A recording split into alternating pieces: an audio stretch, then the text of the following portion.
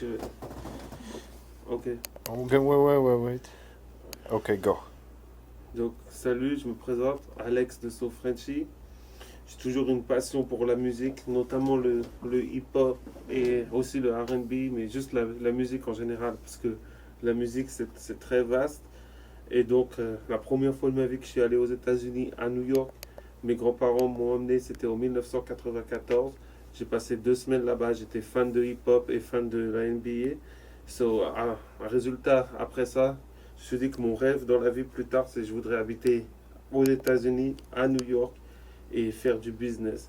À partir de là, de 1994 jusqu'à 2001, jusqu'à ce que j'étais en âge de pouvoir aller aux États-Unis tout seul, je me suis pas rendu aux États-Unis, mais j'avais toujours cette passion entre-temps. J'ai enregistré sur cassette, j'ai acheté les albums en cassette, en CD, j'avais des piles du sol au plafond de cassettes et de CD, de musique, notamment de hip-hop américain, un peu de hip-hop rap français, mais j'étais plus dans le hip-hop américain. Avec mon pote de lycée, on séchait les cours, on regardait tous les clips, que ce soit les clips de Jay-Z, les clips de Cash Money, les clips de No Limit, Master P, ou tout ça, on enregistrait sur des VHS. On séchait les cours pour regarder ça. Et de là, on avait notre passion. Après, on s'est mis d'accord. On a commencé de 2001 à faire des allers-retours entre Paris et les États-Unis, pas forcément New York. On allait à Houston, on allait un peu partout, San Antonio, LA, Sacramento. Et donc de là, à partir d'ici, j'ai commencé à faire des allers-retours, à acheter des sapes aux États-Unis, je les revendais en France et ça me payait mon voyage gratuitement jusqu'à ce qu'en 2006, en 2005, j'ai passé un mois et demi au, au Texas et 2 semaines à New York. Et après, je suis revenu et je me suis dit, non, mon but, maintenant, il faut vraiment que je mette tout dans mes bagages et que j'y crois. Donc, je suis parti aux États-Unis en 2006. Et depuis, je suis resté. On est fin 2019, ça fait 13 ans. Et de là, je suis passé par différentes expériences, toujours dans la culture de New York, Harlem, hip-hop. J'ai commencé dans le Bronx pendant 1 an et demi. Après, j'ai déménagé à Harlem pendant 7 ans, 7 8 ans. Là, maintenant, j'habite dans le New Jersey. Donc voilà, j'ai évolué petit à petit.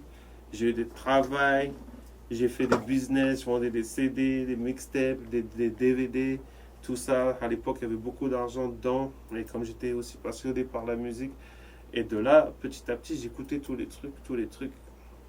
Et il y avait Pete, dont on a des amis en commun en France, mais moi sans le connaître, je savais pas qu'il était à New York. Et je crois que c'était l'année 2014 ou 2015, je suis dans Harlem et je le rencontre. Et de là, on a créé une amitié. Et avec cette amitié, au début, on ne parlait pas de Sofranchi, rien. Et un jour, à peu près il y a 1 an et demi, lui et moi, on a commencé à se parler, à se poser sur une table. Et on a parlé de Sofranchi, du concept, qu'est-ce qu'on doit faire, qu'est-ce qu'on va faire. Moi, j'ai dit, Pete, écoute, moi, j'ai la passion pour la musique. Quand j'avais 13, 14, 15 ans, j'ai rappé en français, du bullshit, mais c'était juste par passion pour la musique. Sorti sur deux trois mixtapes et c'est pas allé très loin. Et là, je me suis lancé, j'ai appris à faire des beats, j'ai fait quelques beats. Et de là, on a fondé So Frenchy, on a collaboré avec différents artistes, que ce soit d'Harlem ou de n'importe où, que ce soit des Américains, des Dominicains, dans plusieurs genres de musique. Et on a fondé So Frenchy. Après, on est allé au studio. De là, ce studio, AMI Studio, on a rencontré Ahmad, le owner, qui nous a quand même dit comment le business marche et tout ça, qu'il y a beaucoup de requins dans ce business, qu'il faut se méfier de tout le monde. Et donc, moi, par passion par la musique, je suis motivé, j'y crois beaucoup. On a beaucoup en tête, on a beaucoup de responsabilités. Et j'aimerais bien que So Frenchy, ça soit quelque chose qui sort un peu de l'ordinaire, surtout avec ce qu'il y a aux États-Unis et qu'on ait notre petite French touch qui va avec.